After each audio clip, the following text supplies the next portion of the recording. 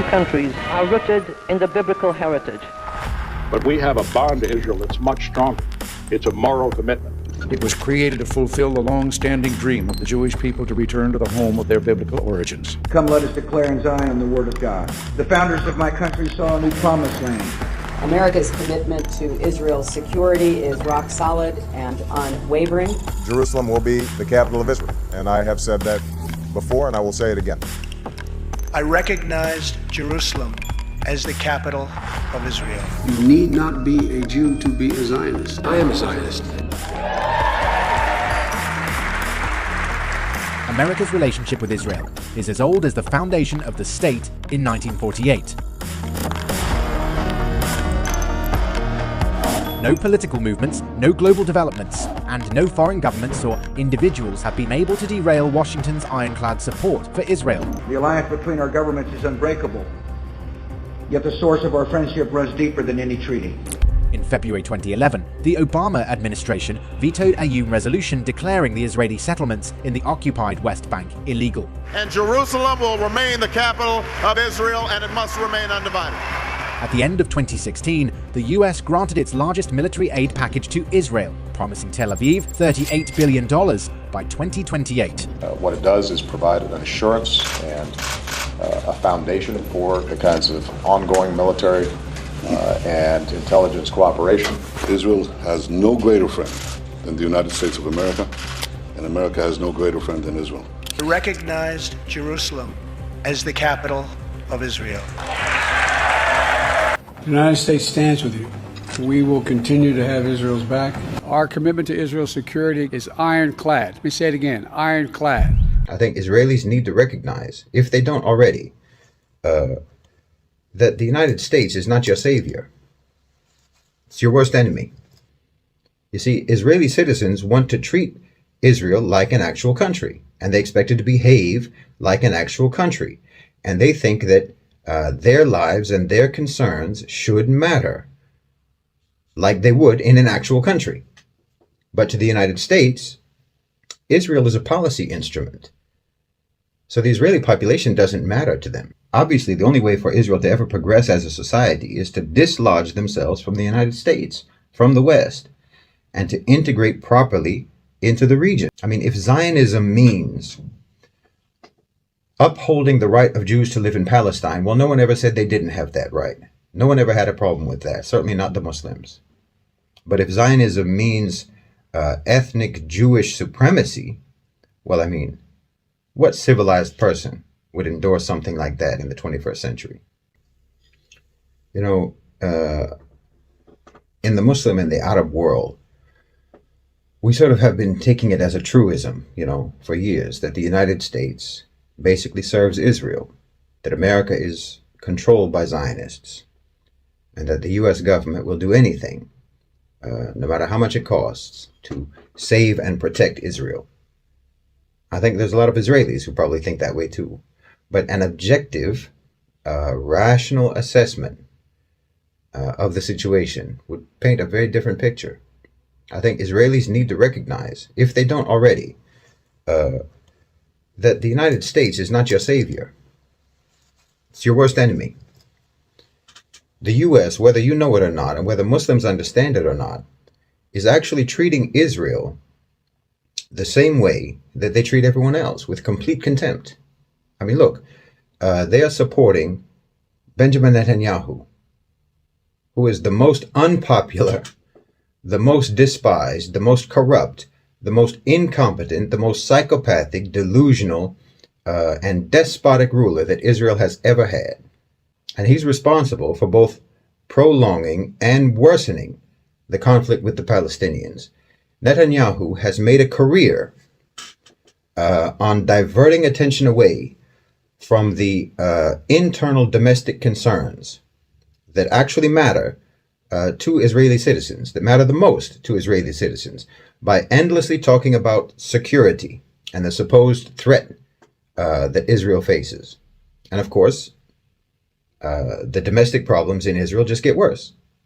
And the conflict and the security situation actually just gets worse. And America loves it. They don't care about Israel's domestic issues. They don't care about the socioeconomic issues, the socioeconomic concerns that Israelis have, the high cost of living, the disparity between rich and poor.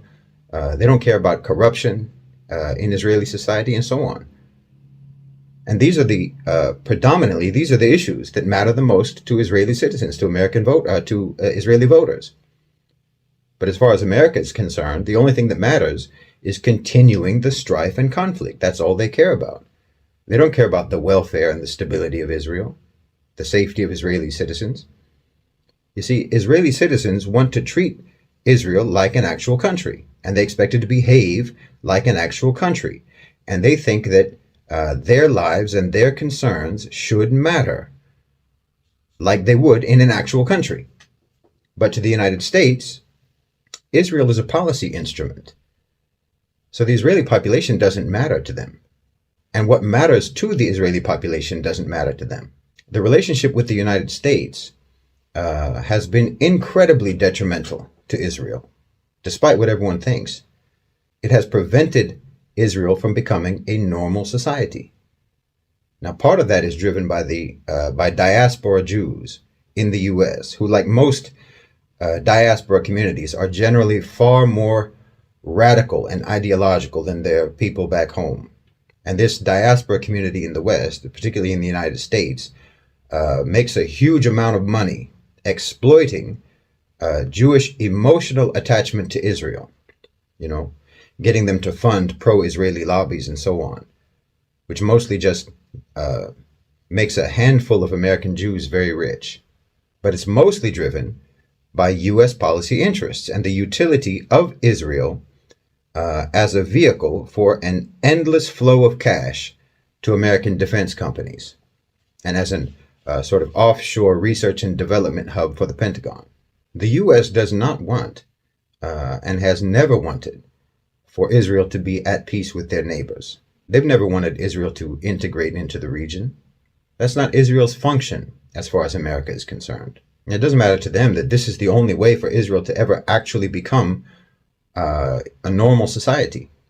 It doesn't matter if this is in the interests of the Israeli population or not. They don't care. They're using you. They're using you, the Israelis. They're exploiting you. The Americans, the West, are using you. And it's absolutely against the interests of your people. They supported Zionism back then because they wanted Jews to be anywhere else but next to them. And they feel the same way today. And their so-called support for Israel right now is just as anti-Semitic as it has always been. They want to see you in conflict. They want to see you in misery. They want to see you in insecurity, and they want you to be dependent and subject. Obviously, the only way for Israel to ever progress as a society is to dislodge themselves from the United States, from the West, and to integrate properly into the region. Until they do that, none of their domestic issues will ever be resolved. They'll never even be addressed. Until they do that, they will never be allowed to do anything but be a policy tool of the U.S. and lose both their lives and their souls in the process. I mean, they're making you do things that are against your beliefs as Jews. They're making you do things that are against your own humanity.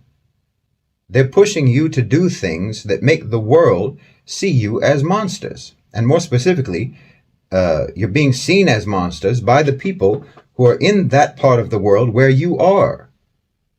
Properly, Israel should be a global South country. It should be a Middle Eastern country, and it should share the values and the priorities of the global South and the Middle East. But because it was a Western colonialist project from the beginning, and because it continues to operate exclusively as a colonialist project, it is seen as, it is perceived as, and it sees itself as a Western nation. And you're never going to be able to be a normal country going forward like that. The only real way forward is a one-state solution. Incorporate all of the occupied territories and all of the inhabitants of those territories into one country with equal citizenship rights. Yes, that will mean that Israel will have a Palestinian majority and it will no longer be a so-called Jewish state, but it can become a normal, healthy society. I mean, if Zionism means upholding the right of Jews to live in Palestine, well, no one ever said they didn't have that right. No one ever had a problem with that, certainly not the Muslims. But if Zionism means ethnic Jewish supremacy, well, I mean, what civilized person would endorse something like that in the 21st century? There were always Jews in Palestine during the Muslim Empire. And there were Jews in Palestine when the Zionists came, and the Zionists fought against them.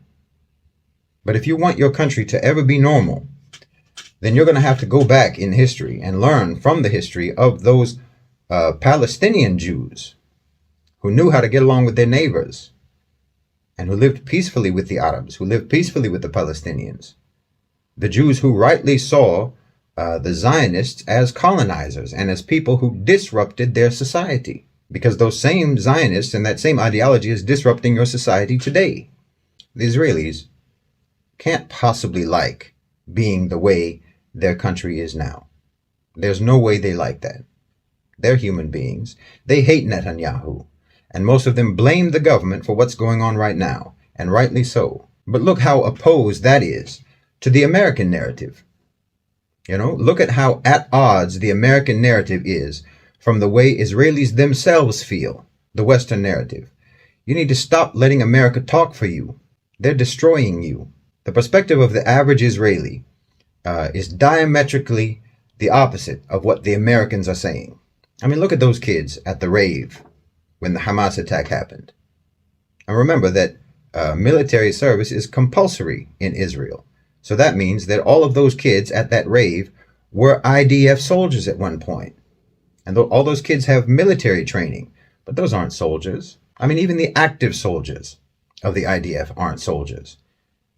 The IDF of 2023 is not the IDF of 1956 or 1967 or even of the 1980s. These people don't want to be warriors. They just want to live their lives. But America won't let them. I mean, look at the Israelis on TikTok or Instagram. What do you think they would rather be doing with their lives? Do you think they have it in them to, that they're so committed to Zionism that they want to dedicate their lives to harsh, stoic drills and training all day, self-sacrifice, discipline, and so on, in order to make Israel a warrior nation? Well, they'd rather be in Dubai. You know it and I know it. If they had a choice between the path that Netanyahu and the United States wants for them, which is the path of endless strife and conflict and bloodshed, if they had a choice between that or following the path of a one-state solution that would flood that country with Gulf investment, Gulf money, and would allow them to just basically lay on the beach all day smoking hashish, what do you think they would prefer? No, Israel has to detach itself from the U.S. They need to start looking to the BRICS nations for diplomatic resolutions and solve these problems together with the global South. And they need to send this message to the diaspora and try to de-radicalize those people and stop the influx of crazy settler extremists to their country. That's a destabilizing force in your society. I mean, just like always, the Muslims, the Arabs, are giving Jews a way out of Western exploitation and violence, because that's all the West is doing. If you think about it, if you think it through, you can't possibly be foolish enough not to see that. I mean, we've always heard about how smart Jewish people are. So surely you can see that the West is just throwing you into violence and suffering and chaos. They're just using you. But the Arabs, the Muslims, genuinely want peace and stability, but with justice and fairness. You believe in justice and fairness, don't you? You want peace and stability, don't you? Well, the only way that's ever going to be brought about is when you disentangle yourselves from the United States, honestly. I think you should enact a law in Israel, in fact, against dual citizenship. Don't let anyone be a citizen of Israel while still holding a passport for another country. Then you can weed out, who's really invested in your society and who isn't. I think at least 20% of Israelis, last time I checked, I think around 20% of Israelis hold dual citizenship, and about half of those only live in Israel part-time. They're seasonal Zionists. And these are most likely going to be, the settler types, who are basically sort of a a Jewish ISIS, a Jewish Daesh. You don't want people like that in your society. I mean, it will also be from the part-time seasonal Zionists. You also have the business people who have divided interests. You need to weed those people out. They're destabilizing. And you certainly shouldn't be allowed to serve in the government if you have dual citizenship. How can you be sure which country's interests they're serving? Particularly if they're American Israelis, if they hold dual citizenship of Israel and the United States, which country are they serving? I mean, how many of these people in the government or elsewhere, but especially in the government, how many of these people would be willing to sacrifice their U.S. passport for Israel? Not many. I promise you that. Well, that shows divided loyalty. And that's at least one of the reasons why there's so much corruption in your government. Because most of the people are serving American interests. Most of the politicians are serving American interests, European interests. Why, you and I know that Netanyahu is about 95% more likely to retire in Florida than in Israel. So if you can get people who are actually committed to Israel being a proper, normal country, people who are genuinely interested in the welfare of the Israeli people, well, I think you would see peace a lot sooner. And that's obviously in the best interests of Israel. So you need to get closer to the Arabs. You need to get closer to the Muslims and liberate yourselves from being nothing but an American tool in the Middle East, because that's what you are. And that's what they're treating you as. I mean, haven't you ever noticed that the most enthusiastic supporters of Zionism in the West and in the United States among non-Jews are exactly those same groups of people who historically have been the most anti-Semitic people? Why, the original Zionists got support from the most Jewish-hating segments of Europe back in the day. Everyone knows that. That's not a secret. And they haven't changed. The Westerners haven't changed. Those same anti-Semitic groups haven't changed. They're just the way they've always been. They supported Zionism back then because they wanted Jews to be anywhere else but next to them. And they feel the same way today. And their so-called support for Israel right now is just as anti-Semitic as it has always been. They want to see you in conflict. They want to see you in misery. They want to see you in insecurity. And they want you to be dependent and subject. It's nothing but hate. But you fooled yourselves into thinking it's love. You fooled yourselves into thinking it's friendship when they're your worst enemy. They're the same people who persecuted you for centuries, and they're persecuting you right now, just doing it more cleverly. And the same people who were historically the most welcoming to you and the most kind to you are the same people that they want you to be at war with. I'm telling you, you're getting played. You should be smarter than that. They don't want good for you. They never did. I mean, what good have you gotten, actually? Hundreds of thousands of your sons and daughters right now have been called up to go to the slaughter by America and their sponsored agents in your government. Hundreds of billions of dollars have been spent, only to make you more insecure and line the pockets of your corrupt politicians, while average Israelis are struggling with the cost of living, and no one cares. Your politicians don't care, and who they work for doesn't care, which is the United States. They hate you, and they hate us. You and I both know it. We should more or less be on the same side, but they keep making you do things that make it impossible for us to side with you, and that's the whole trick, and you keep falling for it. We don't have a problem with Jews. We never did. Muslims don't have a problem with Jews, and history attests to that fact. But the people who do have a problem with Jews are the biggest backers of Zionism, and we do have a problem with Zionism. And you should too, because it's a plot that's against you and not for you. If you think about it, they're tricking you in every which way. The U.S. didn't defeat the Nazis and liberate the concentration camps. Russia did that. Some of the biggest backers of the Nazis were in America. And after the war, they brought over all the top Nazis in Operation Paperclip, and you know it. They brought them over after the war to help them in their science and engineering and development and so on. Everyone knows that. And right now, they're backing an army in Ukraine who literally fly the swastika, fighting against the country that ended the Holocaust. And you're supporting them. You see how confused you are? Don't you see how they've never changed? How the West has never changed? Don't you see how they want you to be against anyone who ever gave you refuge, anyone who was ever decent to you? And you still think this is support? You still think this is love? You think this is friendship? They're using you and they're ruining you because they never stopped being anti-Semitic. That's the truth. They never stop being anti-Semitic.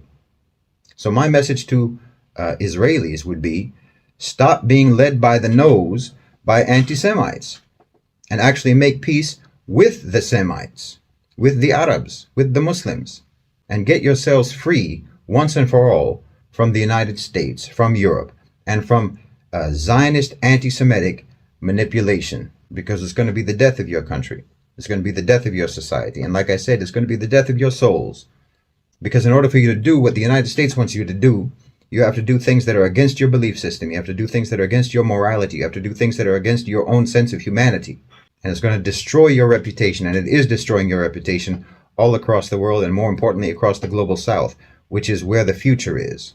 So you need to stop being manipulated by the West. You need to stop being manipulated by the United States, and stop being manipulated by the people who are taking money from the United States and lining their pockets with it. They're sacrificing your children, they're sacrificing your sons and daughters, they're sacrificing your quality of life, and they're sacrificing your future just to line their pockets. Everybody knows that Netanyahu is doing nothing now but trying to save his political career, no matter how many lives have to be lost, Palestinian lives or Israeli lives. He doesn't care, and neither does America.